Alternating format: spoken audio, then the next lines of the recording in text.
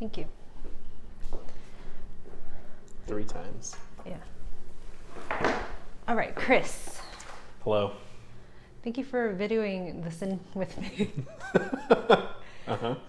I know it's been really hard to create content considering the circumstances. It sucks. It sucks so much because I have so many good ideas when I have 0 time, and then when I have all the time in the world, I'm like, oh, I'm gonna eat Hot Pockets and not wear pants. Hot topics.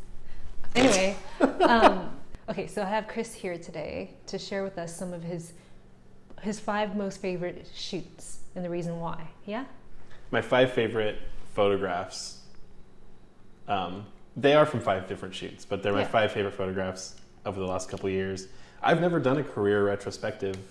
I've never really looked at my work and compared or really contrasted and thought about what I've been doing and see if it's cohesive at all. So yeah, I thought this would be fun. We'll see. And you can, you can. I'm interested to hear your opinion. Okay, cool. Also, you're gonna have to send me the photos afterwards so I can take a look at them, because right now visually I won't know what they look like. They're right there. The first photo I want to talk about is this photo. I was hired by Bardavel. Nope, that's wrong. I was hired by Barista Magazine to photograph Bardavel Cafe for their series they were doing about third wave food. And so I was able to go into their kitchen and photograph how they prep their food and what service looks like for them and what their space looks like while they're in the middle of service. And it was really, really, really cool to see that perspective, especially from a really cool restaurant, bar, cafe. And I took this picture. This is Kelly. He's a prep cook and he's in the back prepping for service for that day. And he's just standing in a window and he has this really cool, ratty red sweater on. And it's just this very interesting composition. I don't know. I just think it's really cool and it's kind of indicative of how the rest of the day went. Mm-hmm. And it was just a moment. It was a throwaway picture I just took because he was standing there, but it became my favorite photo from that series. So every time I talk about it or every time I show people that series, this is the first photo I show them. And I really wish I could do more food photography, but I don't do that much. It's really hard to get into and it's super competitive. Actually, before we get all the way through this, are all your five photos from 5 different sets, are they all different types of photography? So one's food photography, one's portrait, fashion. So we've got food documentary style, we've got coffee narrative, it's more product style, and then there's just some everything's different. Do you feel that's the true test of a good photographer, if they have more variety, or do you think that photographers who focus on, I don't know, deadpan photography, like Stephen Shore or something like that, do you think that someone who focuses on one thing can make their mark as a photographer faster, or do you think it's more important to have more variety? That's a good question. I know. No, I'm just kidding. I think some of the photographers I gravitate more towards aren't focusing on one specific type of photography, but have really developed their own style, and it's really apparent across all their work. For instance, I hate to bring Annie Leibowitz into this because everyone talks about her, but portrait photography? She does portrait photography, but she also does, fashion. A lot of narrative stuff and fashion. So she does a wide gamut of work, but you see a photograph that she's taken and you're like, that's Annie Leibowitz. Know it's a Leibowitz photograph. Not me. I never know. I only know because I was a big time into her. Yeah. Fangirl. For me, I think earlier when I first started doing this professionally, I just didn't know what I wanted to shoot for a job. I just thought I wanted to do this, so what do I want to shoot? And so I came from the coffee industry, so I did a lot of coffee, which was easy. And then that's debatable. It just was it's around, I'll take pictures of it, cool. Yeah. And then I have a lot of good-looking friends, apparently, so portraits were easy as well. And then I started doing stuff like spaces and interiors are so hard. And they're really hard. I didn't think it would be so hard. It's really hard, but when you do a good job, it's really cool. Yeah. But I think for me, there's definitely photography that I like to do more than others. Okay. And I would prefer to be really proficient in those things and then have it be kind of like, oh, when you see my work, you know it's my work, I guess. Got it. If that Okay. makes sense. Cool. Cool. Okay, trails off.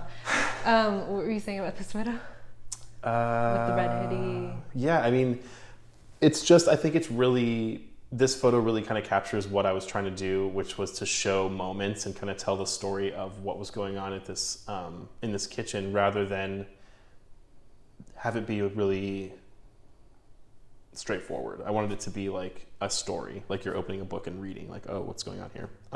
Got it. Yeah, so that's why that's on the list number one. Okay. This next photo is literally just a photo of milk being poured into an iced coffee in a mason jar. But the story behind this picture, for me personally, means a lot. My childhood high school friend, Danielle, and her partner opened up a coffee shop they started a coffee business, and they had a coffee cart at this point in Sebastopol. And they worked crazy hard teaching themselves how to roast coffee, teaching themselves how to like basically run a business from the ground up, from scratch, from nothing. And they asked me if they could hire me to come out and photograph their coffee, their stuff that they offer, and their cart, so that they could have like stuff on their website and their Instagram. And they didn't have like a huge budget, but they were friends of mine, so I was like, you know what, this will be fun, whatever. But when I was shooting with them, they were just so passionate about everything, and they cared so much about their product and what they were doing, that it didn't even, this was like the easiest shoot I've ever done, because I just went and hung out with my friends and took pictures of their stuff, but they were so passionate about it and so into what they were doing that it came out so beautifully. And every time I see this picture, this was another picture I just like took a couple frames when they were pouring some milk into coffee, but it looks so good. And I look at this and I go, God, I want iced coffee now. Yeah. And so I'm really proud of this photo because of what it represents, but also I think in general, it just makes you want to drink iced coffee, which is literally what I was trying to do. Yeah. So I like this photo a lot. Yeah. Yeah. Nice. Do you like iced coffee? You Yeah, love iced coffee. totally. It's your favorite. Well, I'm sorry, what? It's your favorite. No. No, well, because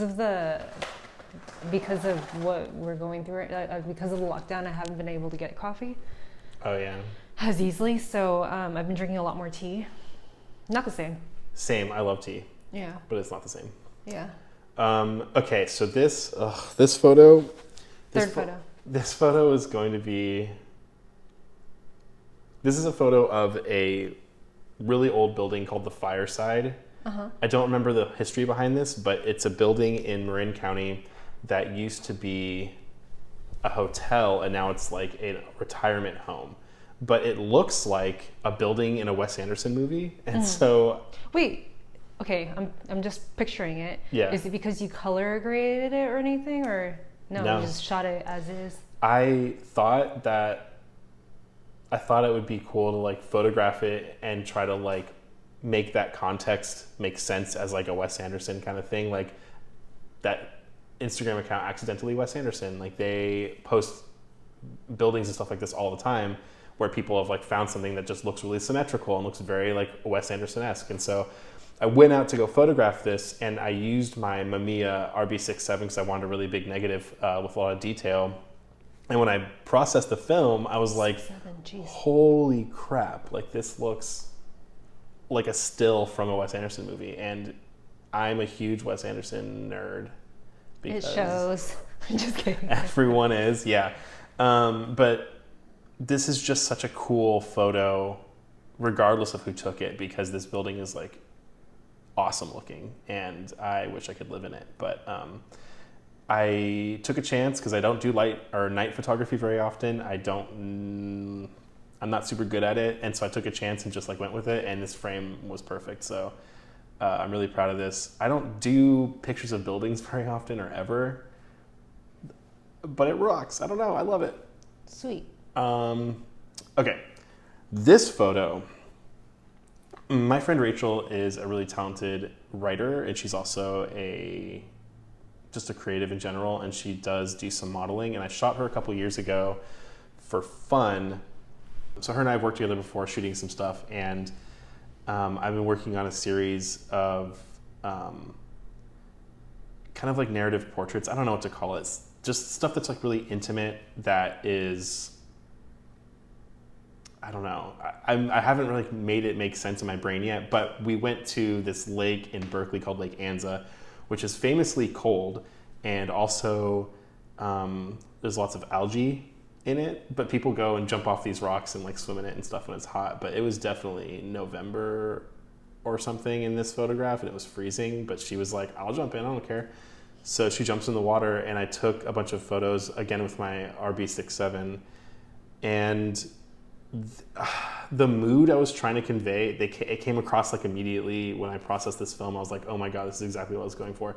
And it looks like an ad for like a perfume or something. Yeah. Like you could just put like, I don't know, what's a modern perfume? Givenchy. I don't know. Some Johnny Depp can be on the other side or whatever. Who knows? But anyway, the point is, just when I was first starting photography, when I would talk about what I wanted to do as far as like conceptually or what I wanted something to look like, I didn't know how to put that together necessarily in camera. Like I knew like, oh, if I took this picture, I can make it like really contrasty in post and it'll look really moody or whatever. Yeah. But for this photo, I finally kind of, it's just one of those really good examples of me realizing like I have a concept, I can put it into play and like make it actually work from the get-go and not have to go in and edit something to make it look like it was moody. Yeah.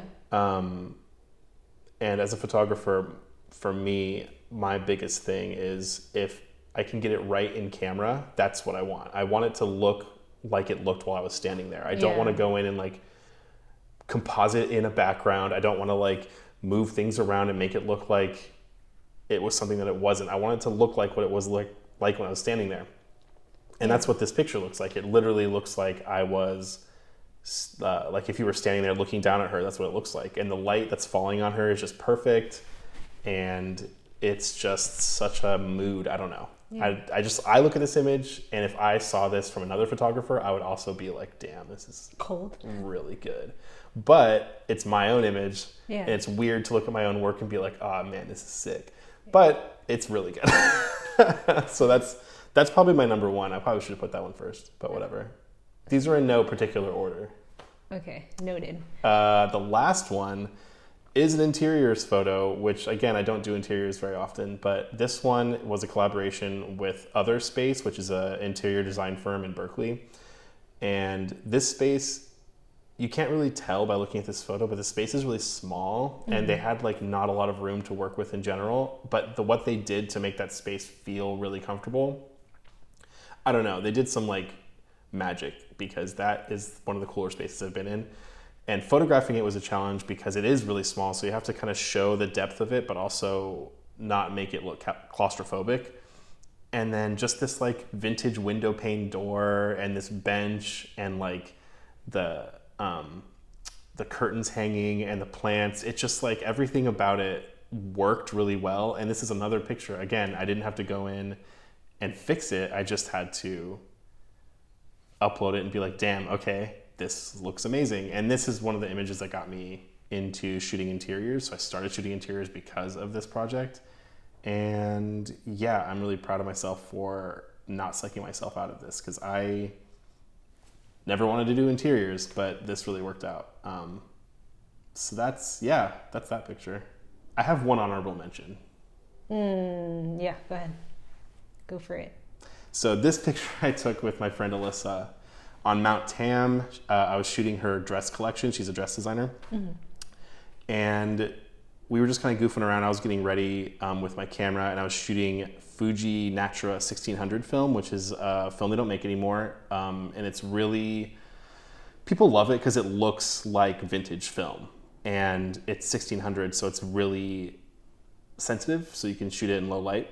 But I wanted to shoot it for this project because I wanted to get that Northern California summery kind of vintagey look. And this picture literally captures it amazingly. She's like draping a dress around her, and there's mist, and then the trees behind her, and like the way that the sunlight's coming through the grass, like, ugh, damn. Like, I love this picture a lot. I don't have a lot of use for it for my work because it's a part of a collection for her stuff. But yeah, it's just like, this is one of those pictures where I look at it and I go, there's a reason I shoot film, and this is one of the big reasons, because look at that, it looks crazy. So yeah, that's my 5 favorite plus a honorable mention. Yeah. Nice. Thank you so much for sharing that with us. Yeah. I can't wait to get a closer look at the images. And Chris actually has a YouTube channel where he talks about, go ahead.